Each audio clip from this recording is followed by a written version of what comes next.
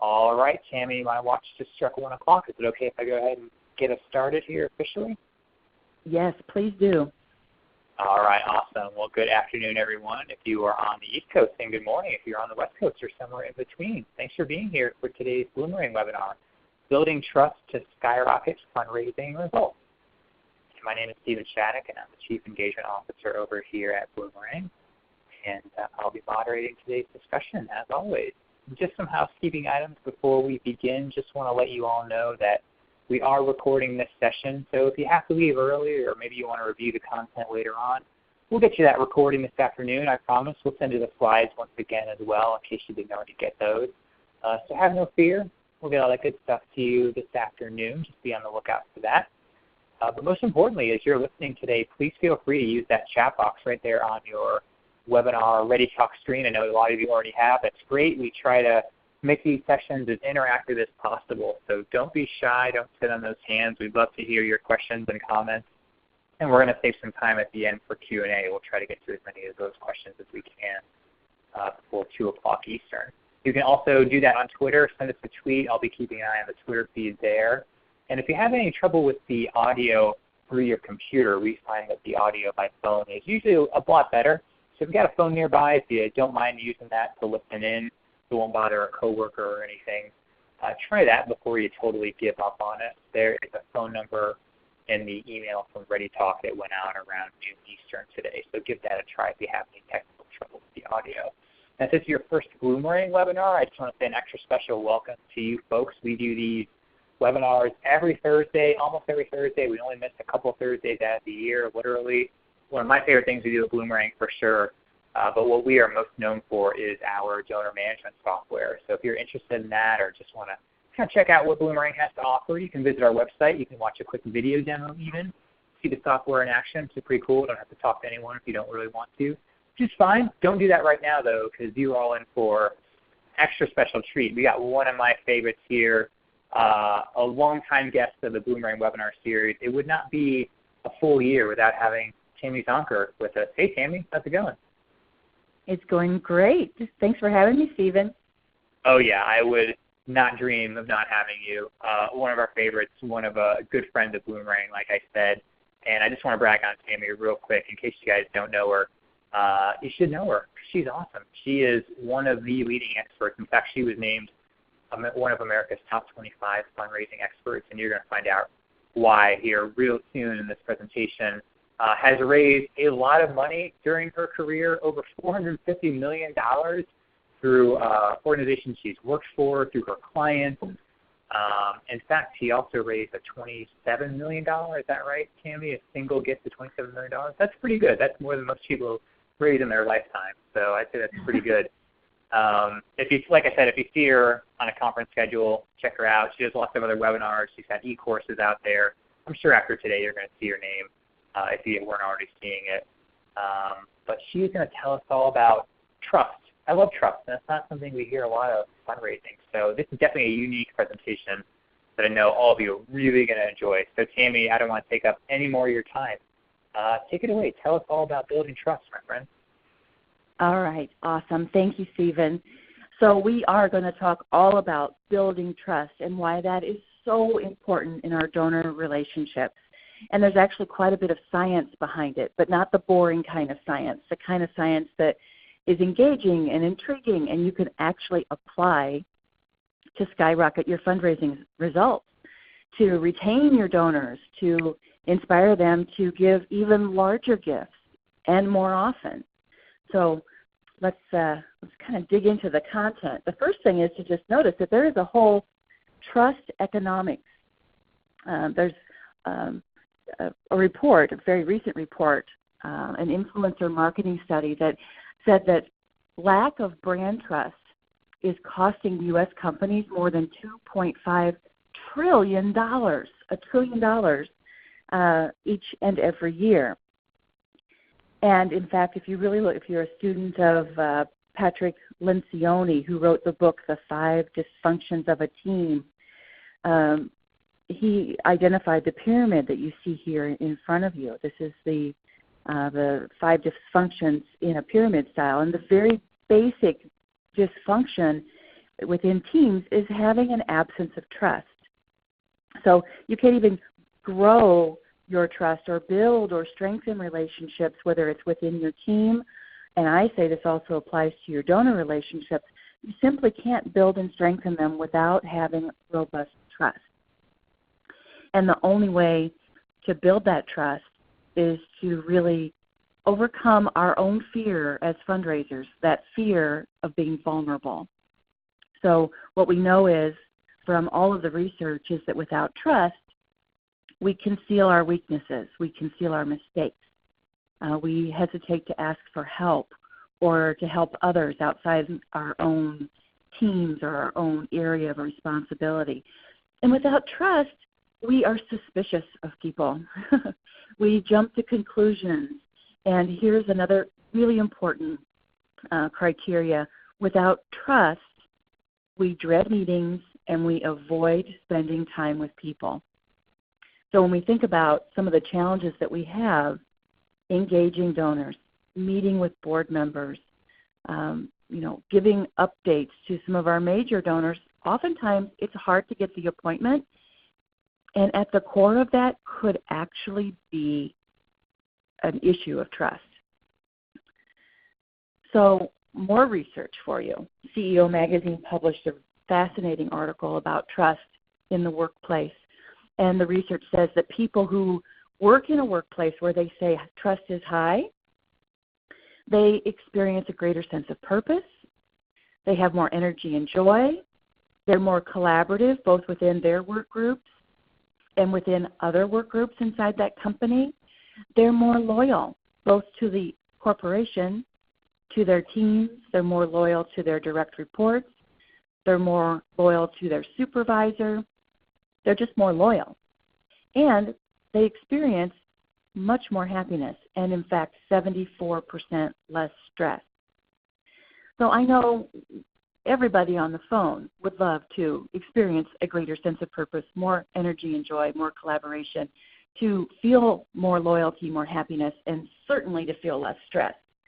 So I say that this study and all of this data that's coming out of the for-profit world absolutely has an implication for the nonprofit world, both our internal teams and our relationships with our donors.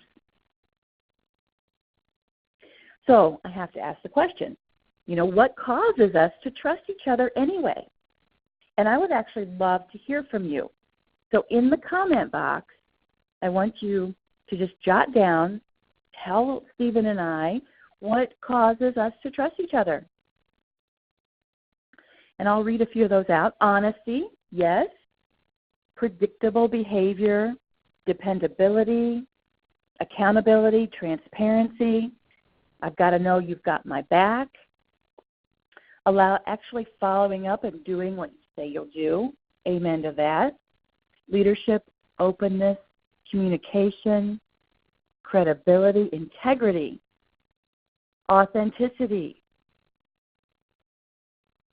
relationship longevity. Yeah, sometimes we just have to build that relationship and build that trust over time.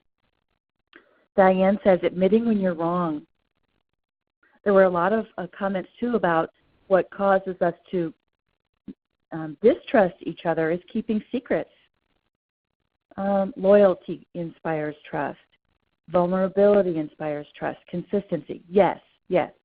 So you got it.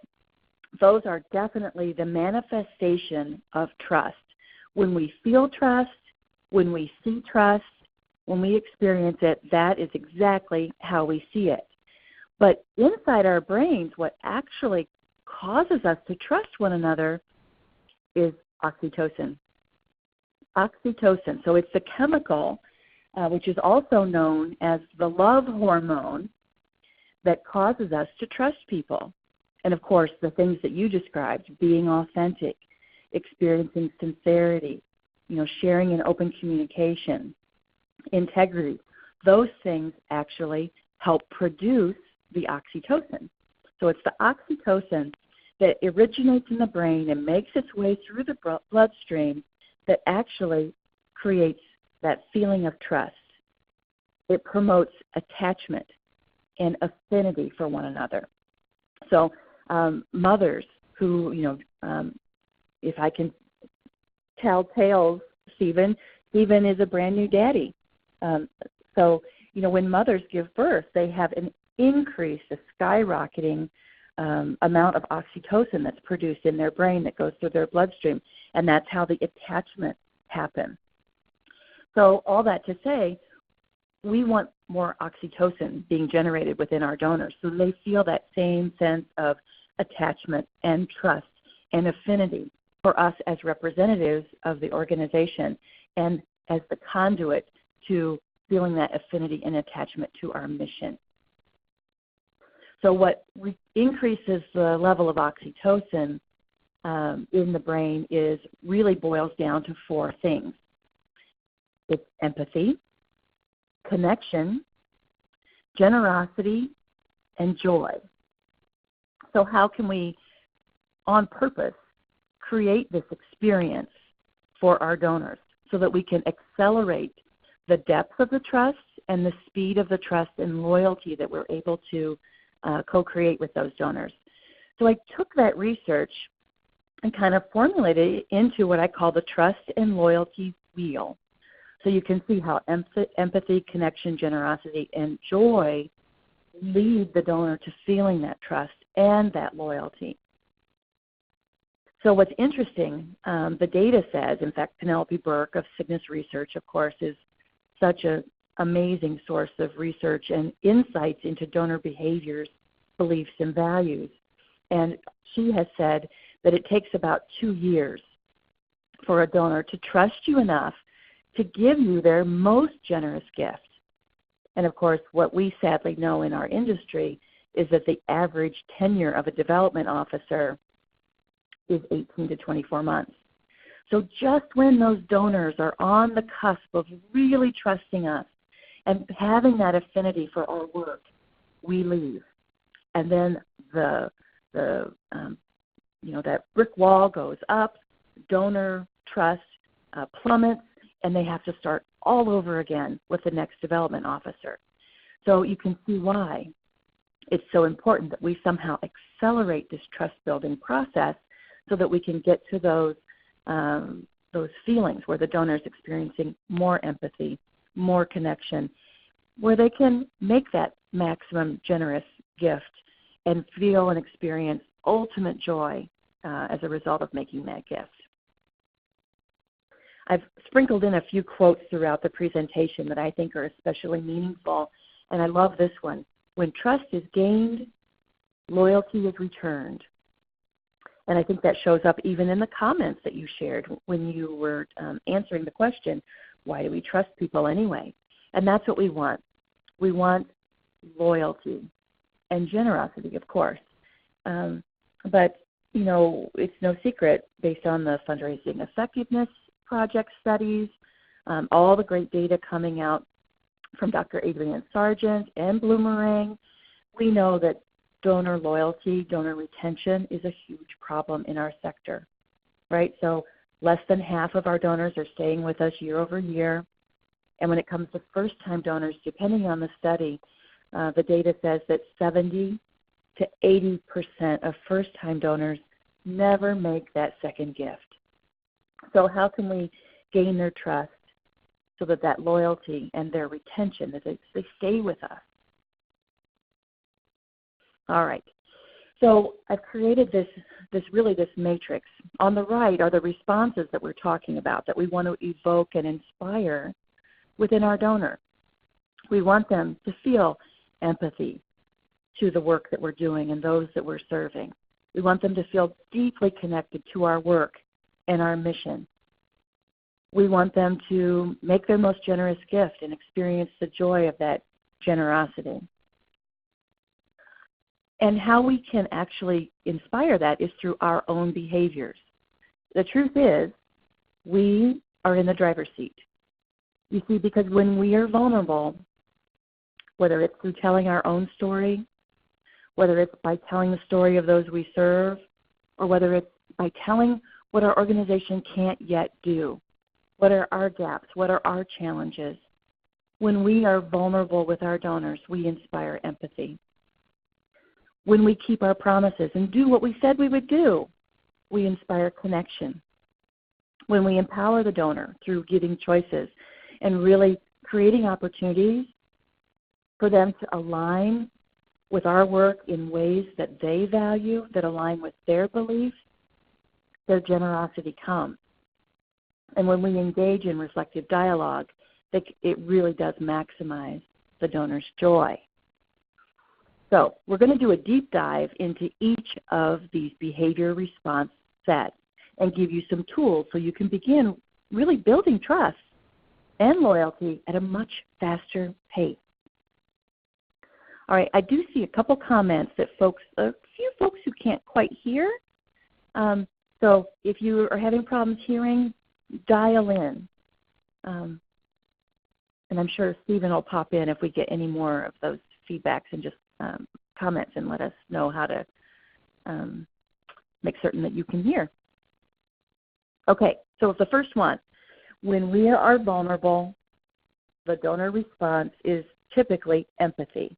And this all drives toward creating that trust and loyalty.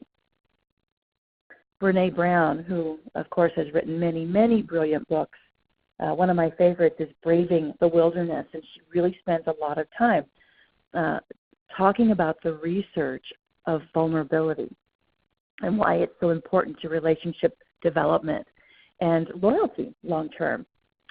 So I encourage you to read her books, but she says, truth and courage aren't always comfortable, but they are never weakness. So I want to have a conversation about what is your why. And of course, Simon Sinek wrote the book called Start With Why. I love that book. So I will share with you my why and, really why I do this work and find such purpose in it. And that is that, unfortunately, I was one of those kids that grew up in a home that was filled with alcoholism, domestic violence, and child sex abuse. And they say that you don't remember days, you remember moments. And for me, one of those moments was when I was about 9, and I was on the sofa late one night with my father, and bad things were happening. And my mom walked in, and she saw. And that was, a very traumatic experience. I felt completely scared. I felt ashamed. But for me, probably the most lasting trauma was the next morning when I got up and I walked into the kitchen and sat down at the kitchen table with my brothers. And my mom walked in behind me, and she told my brothers what she saw, and she asked me why I let my father do that. And in that moment, I felt profoundly alone. Now, as an adult, I know that that's not unusual for a mother, a woman, or anyone who has been a victim of domestic violence to feel less powerful than their child. And that in and of itself is a tragedy. So that's my why. It's why I do this work. And there's a quote that has really inspired my life, and that is that no one can go back and make a brand new ending, but anyone can start now. Or no one can go back and make a brand new start, but anyone can start now and make a brand new ending. And that's what we do in the nonprofit sector. We create brand new endings for children, for seniors, for students, for the environment, for animals, for whatever the cause is that you're so passionate about. There is something that's possible because you do this work. Now, I will say it does not have to be born out of a trauma, a personal trauma. Your why could be something that you saw that inspired you. In fact, I remember working with an executive director of a literacy organization, and she, fortunately, had a lovely childhood, very, functional family, and she always had this love of reading. But when she was in the second grade, and they would, the teacher would have them read aloud in front of the class, her dear friend Susie struggled. Susie would become so humiliated because she just couldn't get the words out. And my executive director friend Her heart broke for Susie, so much so that on any given recess you could find Susie and my friend Judy under the slides reading a book. Judy would tutor her on her recess time because she just wanted Susie to be able to read and to be proud of herself. And so now, of course, she heads up and has devoted her life to this literacy organization.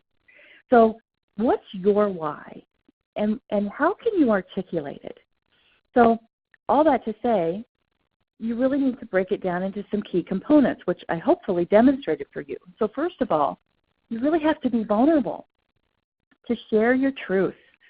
Find one moment, just a single moment that was profound for you. For every one of us, our moment had many chapters, many different avenues that we could have told, and it's tempting to tell them all, but the truth is you want to do this very briefly, 2 minutes or less. So get to one moment and make certain that it has a significant connection to your mission, that the connection is very clear. So when we do that, it does connect with the donors. They feel that empathy, and that is one step closer to really having trust and loyalty in that donor relationship. So you can start with what's your why, but then there are many other ways that you can create that empathy by telling testimonial stories or introducing your donors to some of your success stories, those testimonials who will share from the heart. Now, of course, many of us have confidentiality issues that we have to navigate, but it's worth the work to navigate them. Volunteerism or other opportunities for hands-on engagement is another way for our donors to firsthand see, feel, and experience the stories of those we're serving. Again, whether you're a Meals on Wheels driver and you're delivering the meal and an encouraging word to the homebound every Wednesday, and you have a donor who does a ride-along, or whether you are a volunteer who's giving a day of service at the summer day camp for the kids with disabilities. Regardless, those experiences are priceless and really do change the hearts of the participant, the donor who's participating in them. Really powerful stuff. And, of course, experiential tours. Now, at the Children's Center in Detroit, where I have the privilege of also serving as the Chief Philanthropy Officer, we do have a 1-hour tour. In the deck that you're going to receive after the session, you are going to see this video, which is on your screen now. It's a little 4-minute tour trailer, if you will, of our full 1-hour tour. And just a really powerful way. You'll see the vulnerability in all of it and how it really does touch and move and inspire donors. All right, so that's the first step in creating trust and loyalty. The second is keeping promises. When we keep our promises, the donor has an increased experience of connection to our mission. So one of the keeping promises tools or definitions that I use on my team and with the teams that I have the privilege of working with comes from Landmark Education. And their definition of keeping your promise is simply that you do what you said you were going to do, by when you said you were going to do it. And if you see that something has changed and you can no longer keep that promise, the timeline or the actual, the context of the promise, then you get back in communication and you re-promise and you get agreement about the new deliverable and the new terms. So it really does speak to integrity. Also doing things the way they were meant to be done, not taking shortcuts. So whatever your definition is of integrity or keeping promises, you want to have that common language throughout your entire development team and ideally your entire organization so that people really understand what it means and what commitment you're making when you make a promise to a donor. And there are a couple kinds of promises, right? There's the stated promise, And then there's the implied promise, and we're going to talk about that. So some of the implied promises, when someone makes a gift to us, although we don't say, I will promptly and accurately send you a gift recognition letter, right? But we do imply it. So when they make a gift, they certainly expect and deserve a prompt and accurate gift letter. Honoring donor intent, especially around gift restrictions. Complying with the donor's communication preferences. So one of my donors, Lenore, I love Lenore. Lenore is this feisty little 80-year-old, 80-plus, when no one really knows her age. But Lenore is in her 80s. She swims every Tuesday. She's a night owl. And she tells me, Tammy, sweetheart, never call or text me before 10 a.m. And so you better believe I never call or text her before 10 a.m. And that information lives in the database.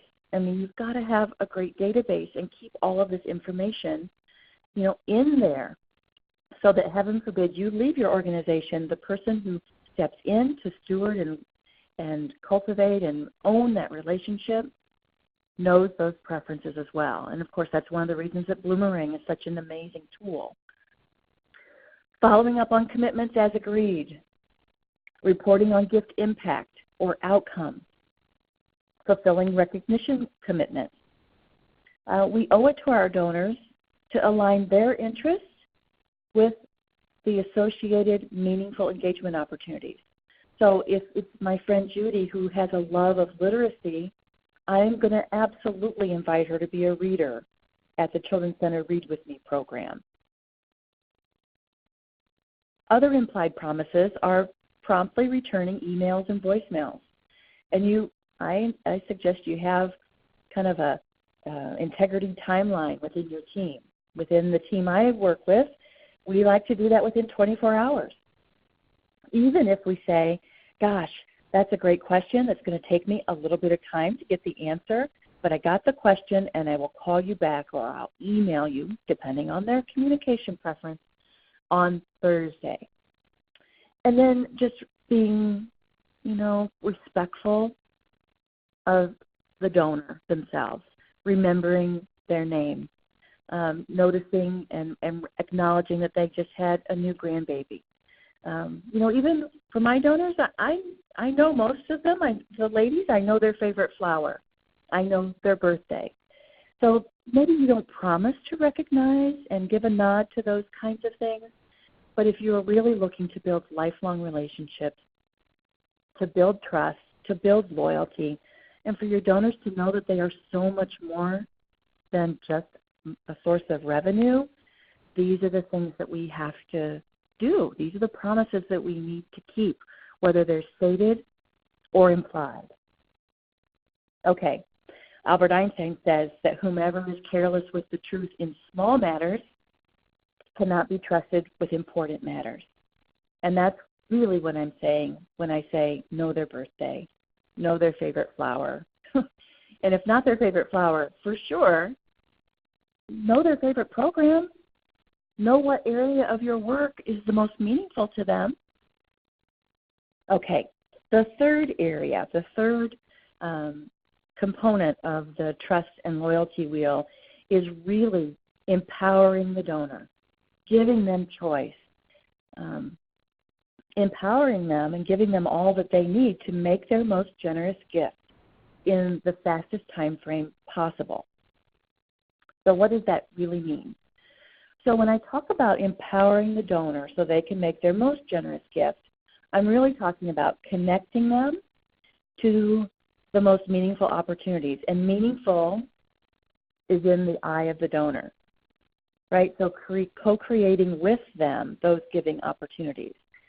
Asking them a series of discovery questions to know what would be most impactful to them. And I'm going to give you a list of those questions here in a moment. Another way to empower the donor towards them making their most generous gift is to induce what we call challenge stress. So not all stress is negative. I know some of our day-to-day work is stressful, and maybe that's not good for us. But challenge stress can be very positive. So challenge stress is really based on a somewhat stressful or urgent request that's perceived as an opportunity through the donor's eyes. So a request related to what an individual or donor, in this case, values or deems important. So it could be something like, we are looking for a handful of leaders. We're coming to you because we're looking for someone who is willing to make a significant gift as part of a challenge for our year-end campaign or for the breakfast fundraising event that we're having in July. It could be, it could be associated with a capital campaign. We're really looking, here are the naming opportunities, here are the things, the opportunities that program areas that we think are the most meaningful for you, and we need X in order to do Y. So the challenge stress really creates an opportunity for them to bridge a gap in a way that will really fill their heart with joy. It's not necessarily an easy thing to do. It could require them to do a little finagling, but it's a positive thing. It absolutely fills them with joy and has them be a part of something that's meaningful. Another part of empowering the donor is knowing them well enough and giving them a choice between unrestricted gifts or restricted projects. Again, knowing what do they gravitate to. If you're a student of donor personas, we know that certain personas love restricted projects that have a big impact. Others have such a high degree of trust with you and such an attachment either to a board member or to your CEO or to your chief development officer or maybe even to you that they say, here's my gift and I want you to spend it on the greatest need. You know far better than I do what that might be. So empowering the donor and, of course, giving, again, that discretion on restricted projects. So when we do that, it really does empower them to make the most generous gift that they can make. Here are those sample discovery questions that I mentioned a moment ago. And I love when I'm going to meet with a major donor, I'll pick 2 or 3 questions that I'll have in my back pocket. I won't ask all of these questions, but I'll have 2 or 3 that I strategically use in that meeting. Because before going into any major donor visit, I have already identified what I want the donor to know, see, feel, or do as a result of that experience, that meeting. And I also know what more I need to know about them and their giving priorities. So, of course, asking them, what do you want to accomplish through your giving? What are your proudest moments or your biggest regrets with us? And typically those regrets are that I wish I could do more. I like to ask that when it comes to nonprofits, who does it best and why? What's the most meaningful gift you've ever made and why? And it's okay if it's not been to us. What's the most meaningful way you've ever been recognized for your gift? So this really does help you understand the donor's preferences, to really empower them in the opportunity that you're going to create for them. And when you ask these questions and truly listen to the answers and craft the offer based on the donor's feedback, they will make their most generous gift, whatever is possible for them, and they will absolutely experience that ultimate joy. So Ernest Hemingway said, the best way to find out if you can trust someone is to trust them. And I think we've probably all learned that either in a positive way and sometimes in a not so positive way. But I do think we have to give people the benefit of the doubt. And that's actually one of the attributes of building that foundation of trust. When we look at Patrick Lencioni's 5 dysfunctions of a team, one of the criteria is not jumping to conclusions, but actually giving someone the benefit of the doubt and believing that their intent is basically good. All right. So the last behavior that we can demonstrate, that we can engage our donor in, is reflective dialogue. And this kind of behavior ultimately inspires the joy for the donor.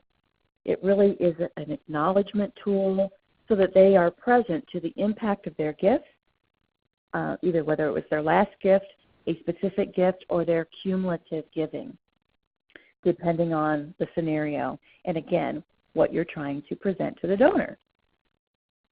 So some ways, some tools that you can use as you're creating this reflective dialogue is what I call the memory lane approach.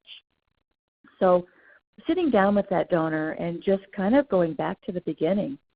I actually met with a donor last week. Her name is Jean, and I said, Jean, it's really remarkable. Like, you have been giving to the Children's Center for more than 40 years. 40 years. Not only with financial support, which has been amazing and changed a lot of lives, but you've been on this IT committee. I mean, when I think about the transformation that we can witness in 40 years of IT, going from and she jumped in, punch cards to electronic medical records. I mean, what a journey. But really pinpointing those key milestones in the relationship that you've had with the donor over how many years. And this also works even with a donor who's been with you for a year or less. There's still those milestone moments in that relationship. And for you to say to the donor, essentially, I see you. I know what you've done. Here's the impact you've made, not only on our organization, but most importantly, on those we serve. Remember this, remember that. What else comes to mind? And really have them share what some of their proudest moments are.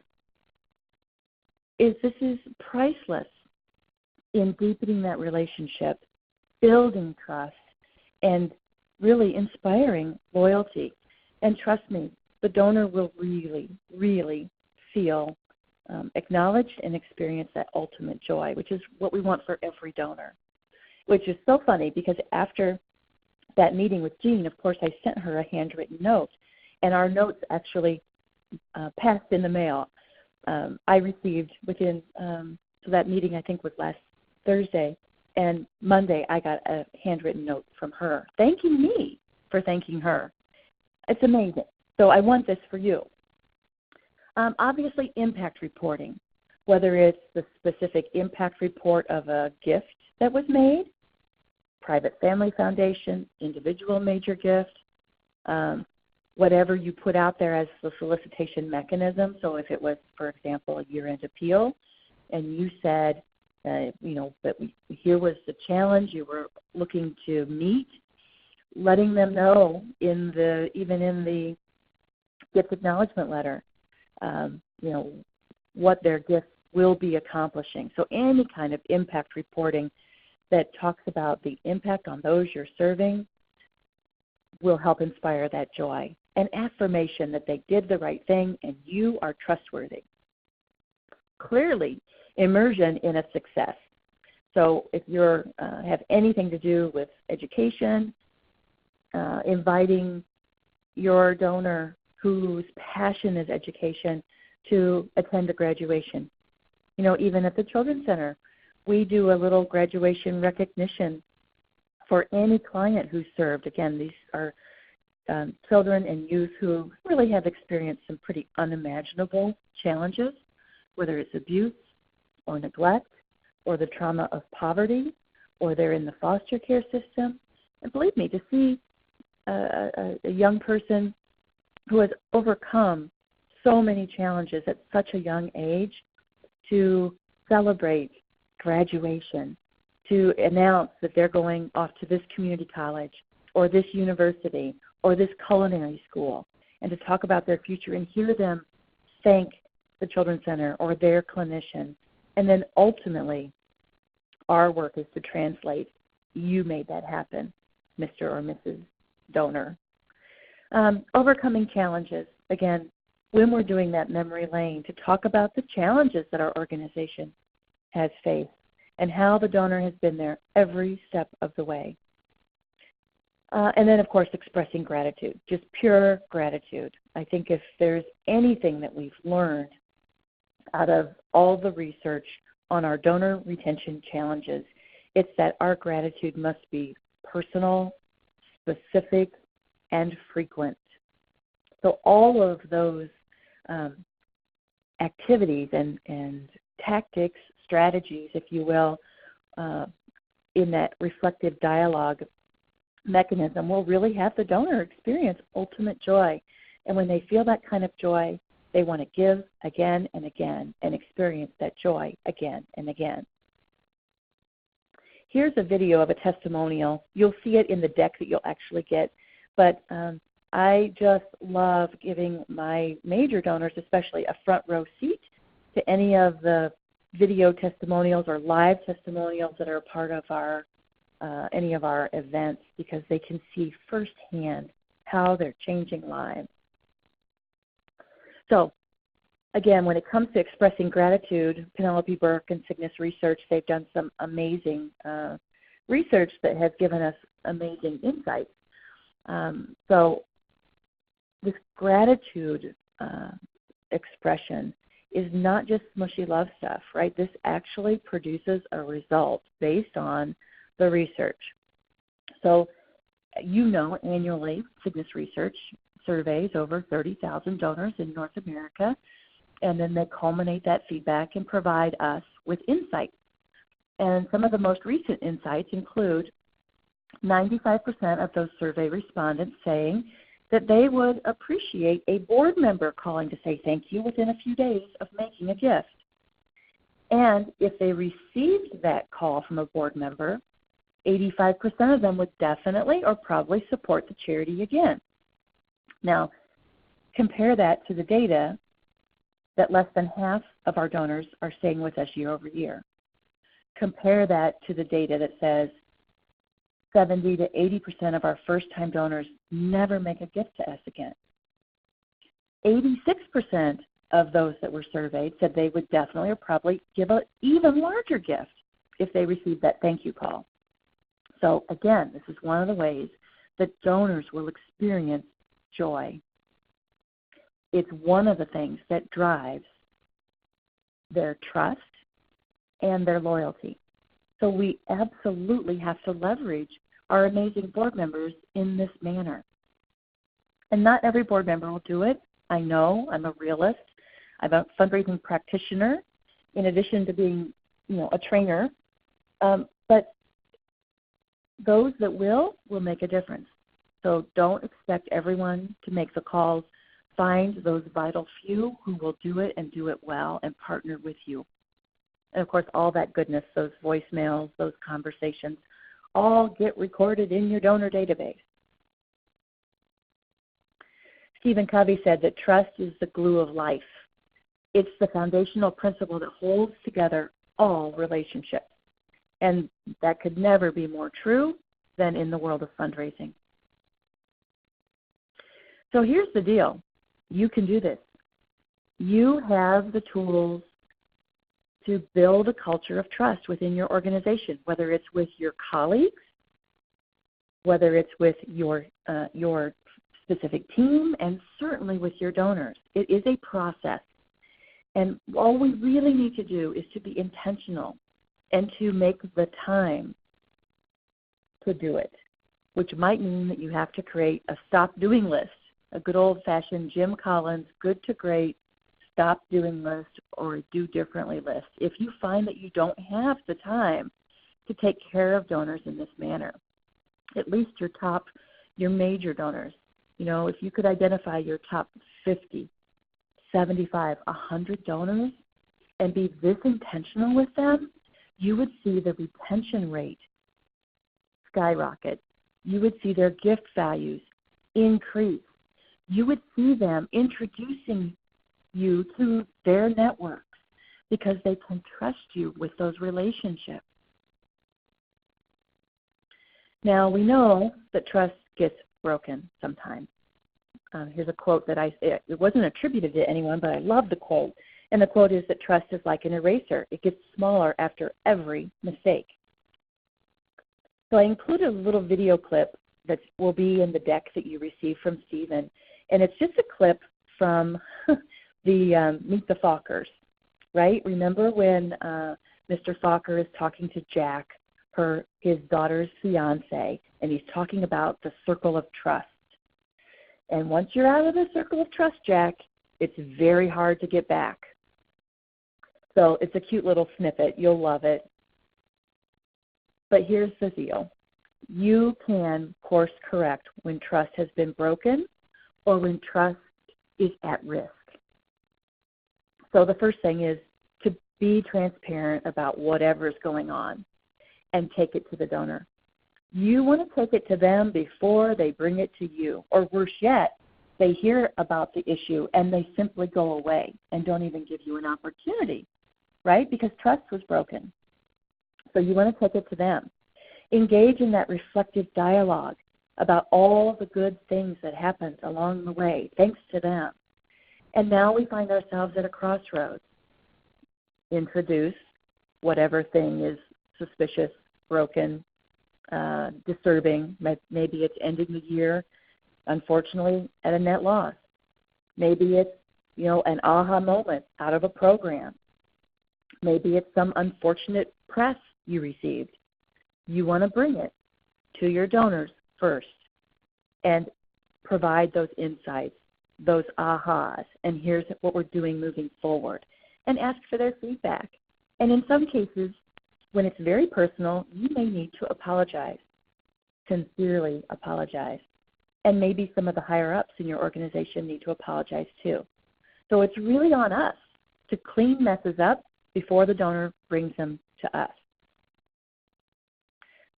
Penelope Burke, she did some really fascinating research and had some insights. She said, you can strengthen donor trust in challenging times by anticipating and overcoming barriers before the donor brings them up. So she affirms what we're talking about. But her data goes on to say that if you bring it to the donor before they bring it to you, their trust of you will go up higher than it was before they even heard about it. Because they're like, wow, like we really are partners. They are bringing this to me. They're being transparent. All the things that you said. They're being vulnerable. They're being transparent. They have integrity. They're in communication, right? So that's really on us, and it's within our power to turn something that can be challenging into something that can be very positive in the end by taking ownership. So Bloomerang, their amazing blog, I'm sure you're on the blog or you probably wouldn't be on this webinar, but if you're not, sign up. They did a great top 10 ways to damage donor trust, and so I included it here. Obviously, slow gift acknowledgement or lack of personalized communication, right? So in my book, that means I want a hand-signed letter with a PS handwritten. I don't want, dear donor communication. I want dear Tammy communication. I want you to recognize my favorite areas of your work. Ignoring my communication preferences is a sure way to damage trust, right? So if I call Lenore at 8 a.m., she's going to be upset. She's going to say, Tammy doesn't know me at all. I told her don't call before 10. If you do surveying, which can be such a powerful tool, ignoring responses or not providing that feedback on the essence or themes of what the survey has said with your top donors, it can damage trust. Again, not offering opportunities to support specific projects if that's what the donor is really excited about. Not reporting on impact, results, campaigns, event results.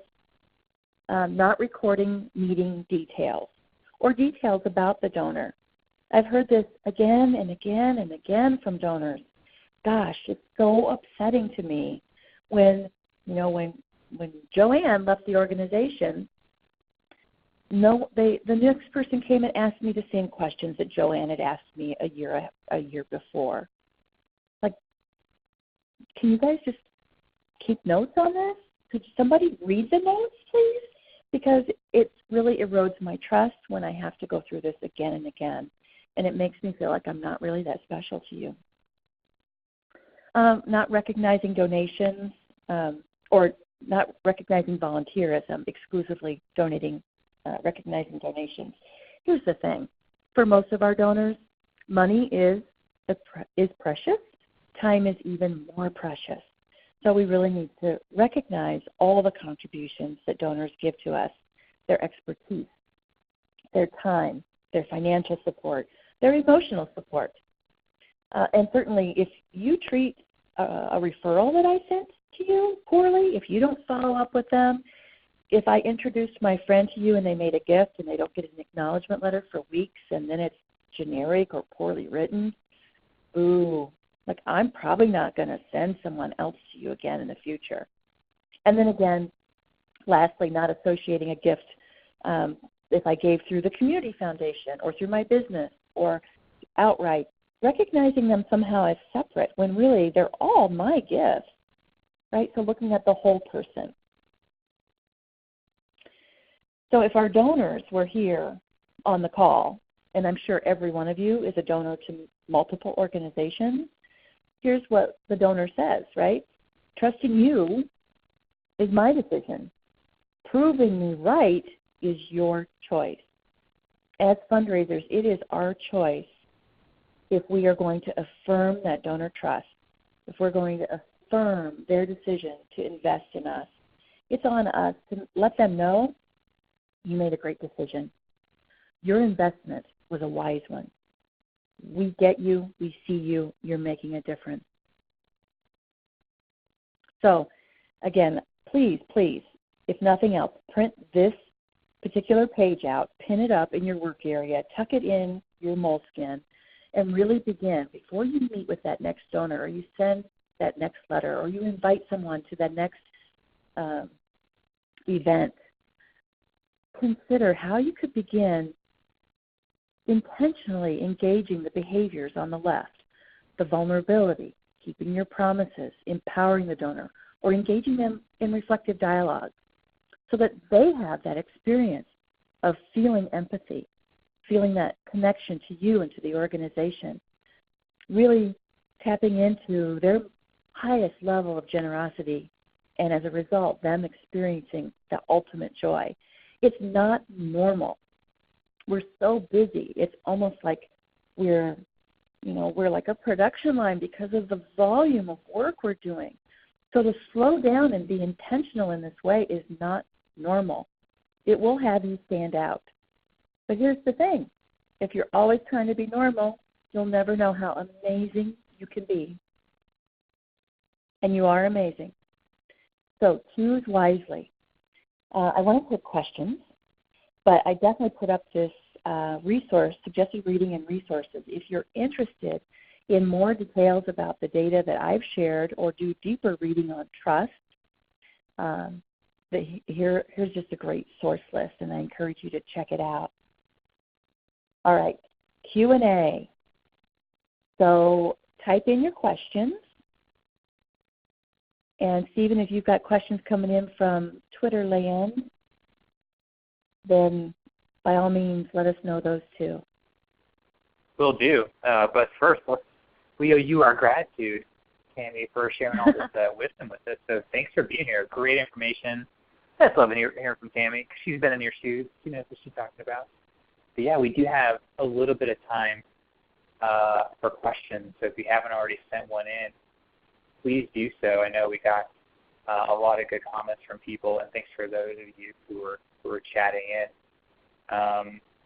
So Tammy, how do you do this in an organization that's never thought about this before? What do you think is the best way to sort of get started or shift that mindset? Yeah. Well, there's that old saying, like, let it begin with me, right? Mm-hmm. So I definitely share, Bloomerang is so great to create these recordings and share these recordings, call the lunch and learn and go through the recording and then talk about what would it take for us to start small. Let's pick our top 10 donors or 2 donors from, just start small and figure out how you can leverage these strategies to really have the donor have that experience. And part of it, let's just say that you're going to be focusing on impact. Look at what you're doing between now and the end of the year programmatically, that if you invited 2 or 3 donors to witness, would leave them feeling like they have just made a world of difference. They would know firsthand what their gifts are accomplishing. Start small. Start with you being the one that leads this, and then report out on some of those wins. Yeah. And it'll kind of, I think it'll self-generate.